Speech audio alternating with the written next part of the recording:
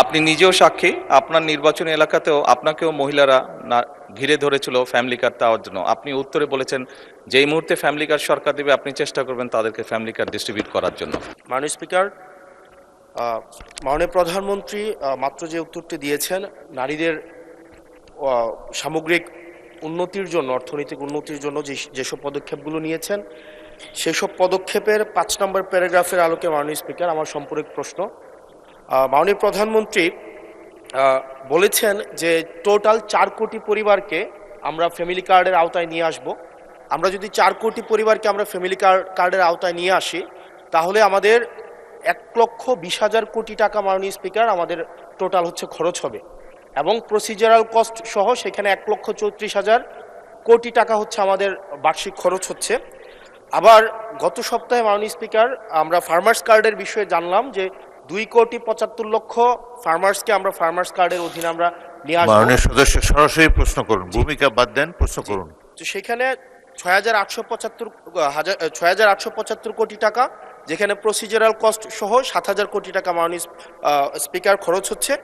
অর্থাৎ মাননীয় প্রধানমন্ত্রীর কাছে আমার প্রশ্ন, এই পদক্ষেপগুলো নিঃসন্দেহে মানুষকে সংযোগ করেছে, মানুষ সেগুলোর প্রতি আকৃষ্ট হয়েছে, কিন্তু আমার প্রশ্নটি হচ্ছে আমরা 1,40,000 কোটি টাকা প্রত্যেক বছরে যদি একটা নির্ভরশীল অর্থনীতির খাতে আমরা বিনিয়োগ করি, সেক্ষেত্রে এটা কতটা হচ্ছে আমাদের অর্থনীতিকে স্বনির্ভর করবে, এবং এই অর্থটা কি আমরা সোশ্যাল সেফটি নেটসের যেই খাতগুলো এখন বর্তমানে বিদ্যমান রয়েছে সেগুলো থেকে কেটে এনে আমরা সেখানে বরাদ্দ দিচ্ছি, নাকি হচ্ছে আমরা নতুন করে আমরা এই খাতগুলোতে টাকা দিচ্ছি? যদি নতুন করে দেই সেক্ষেত্রে মুদ্রাস্ফীতি ঘটার সম্ভাবনা রয়েছে কিনা সেটি পরীক্ষা করা হয়েছে কিনা, এটি আমার প্রশ্ন।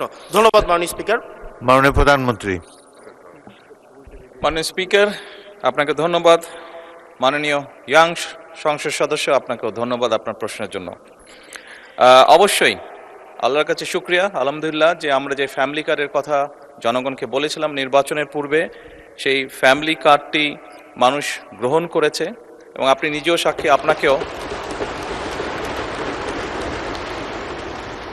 আপনি নিজেও সাক্ষী, আপনার নির্বাচনী এলাকাতেও আপনাকেও মহিলারা ঘিরে ধরেছিল ফ্যামিলি কার্ড দেওয়ার জন্য। আপনি উত্তরে বলেছেন যেই মুহূর্তে ফ্যামিলি কার্ড সরকার দেবে আপনি চেষ্টা করবেন তাদেরকে ফ্যামিলি কার্ড ডিস্ট্রিবিউট করার জন্য।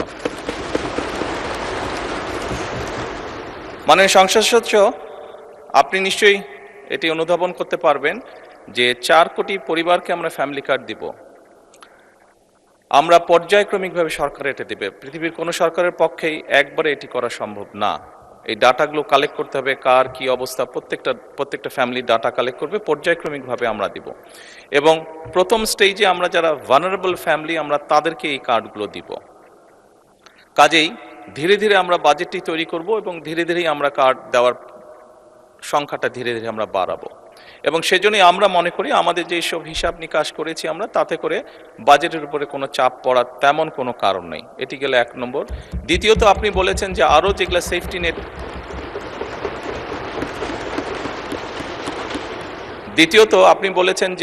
যেগুলো social security safety net programme আছে সেগুলির সাথে কনফ্লিক্ট করবে কিনা। মাননীয় সংসদ সদস্য, আপনি যদি দেখেন এই মুহূর্তে যে কটি ধরনের ডিফারেন্ট কাইন্ডের এই ধরনের প্রোগ্রাম আছে, আপনি যদি সবগুলোর অর্থ সহযোগিতা অ্যাড করেন দেখবেন যে ফ্যামিলি কার্ডে যেই 2,500 টাকা দেওয়া হচ্ছে সবগুলো অ্যাড করলে সেটার পরিমাণ না। অর্থাৎ ফ্যামিলি কার্ডে যেই সহযোগিতা দেওয়া হচ্ছে টাকার ভলিউমে সেটা সবচেয়ে বেশি, ভলিউমে বেশি, 2,500 টাকা কোনোটাই। সবগুলোকে একজন মানুষকে যদি সবগুলো সুবিধা দেন এই মুহূর্তে যেগুলো চালু আছে, তাহলে একজন লোক 2,500 টাকার কম পাচ্ছে, বেশি পাচ্ছে না। এবং এর মধ্যে আমরা দেখেছি, এর মধ্যে রিসার্চ করে অনেকগুলো মানুষ আছে বা অনেকগুলো ব্যক্তি আছেন যাদের উপরে রিপিটেশন হচ্ছে, যে একই সুবিধা কয়েকটি সুবিধা একজন ব্যক্তি পাচ্ছেন। তো সেগুলোকে আমরা কাট ডাউন করব, সবগুলোকে আমরা কাট ডাউন করব না, যেগুলো রিপিটেশন হচ্ছে সেগুলোকে আমরা কাট ডাউন করব। এভাবেই করে আমরা ধীরে ধীরে নিয়ে যাব। আর আপনি ইনফ্লেশনের কথা বলেছেন, আমরা অবশ্যই টাকা ছাপিয়ে দিচ্ছি না, আমরা টাকা ছাপিয়ে দিব না, বরঞ্চ আমরা মনে করি এতে ইনফ্লেশনটা কমে আসবে। কারণ আপনি চিন্তা করুন, যখন সে 2,500 টাকা পাচ্ছে, এর মধ্যে নিশ্চয়ই যারা পেয়েছে আপনি দেখেছেন যে তাদের ভিডিওতে দেখেছেন তাদের রিয়াকশনগুলো কি করবে তারা। কেউ বলেছে জামা কাপড় কিনবে, কেউ বলেছে বইয়ের বাচ্চার জন্য বই কিনবে, কেউ বলেছে ফ্যামিলির প্রয়োজনীয় জিনিস ক্রয় করবে। তার মানে আপনি দেখুন, যেই মানুষগুলো পাচ্ছে এরা কিন্তু কোনো ব্র্যান্ডেড জিনিস ব্যবহার করে না। আমরা সবাই একটু অ্যাফোর্ড করতে বলে যে ব্র্যান্ডেড বিদেশি জিনিস ব্যবহার করি। এই মানুষগুলো কিন্তু যেসব জিনিস ব্যবহার করে সেগুলো কিন্তু তাদের প্রয়োজনীয় জিনিস ব্যবহার করে, এবং তারা যেই জিনিসগুলো ব্যবহার করে অধিকাংশই দেশীয় কলকারখানা, দেশেই উৎপাদিত হয়।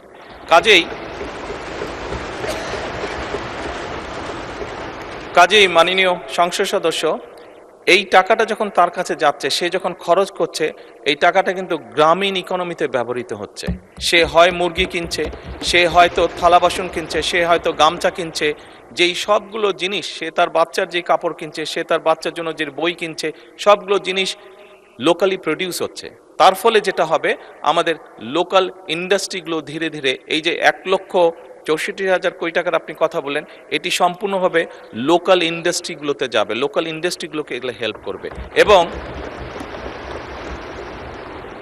এবং স্বাভাবিকভাবে যখন একটি গ্রামে যখন অনেকগুলো ফ্যামিলি, অনেকগুলো মহিলা এই কার্ডটি পাবেন, তারা যখন যেই দোকানে গিয়ে সদাই করবেন, তারা জিনিসপত্র কিনবেন, সেই দোকানে আপনি খোঁজ করে দেখুন, এখন হয়তো একজন হেল্পার আছে দোকানের, তার স্টাফ হয়তো একজন আছে, কিন্তু আপনি 3 মাস পরে বা 6 মাস পরে দেখবেন তার স্টাফ 2 জন হয়ে গেছে।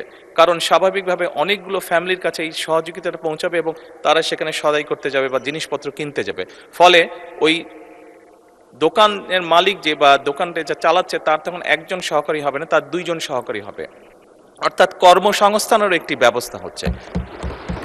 একদিকে যেরকম এইটা এক কাইন্ড অফ ইনভেস্টমেন্ট, স্টেট, রাষ্ট্রের একটা ইনভেস্টমেন্ট, যে ইনভেস্টমেন্টের মাধ্যমে ধীরে ধীরে লোকাল শিল্পগুলো গড়ে উঠবে, যে ইনভেস্টমেন্টের মাধ্যমে ধীরে ধীরে কর্মসংস্থানও গড়ে উঠবে।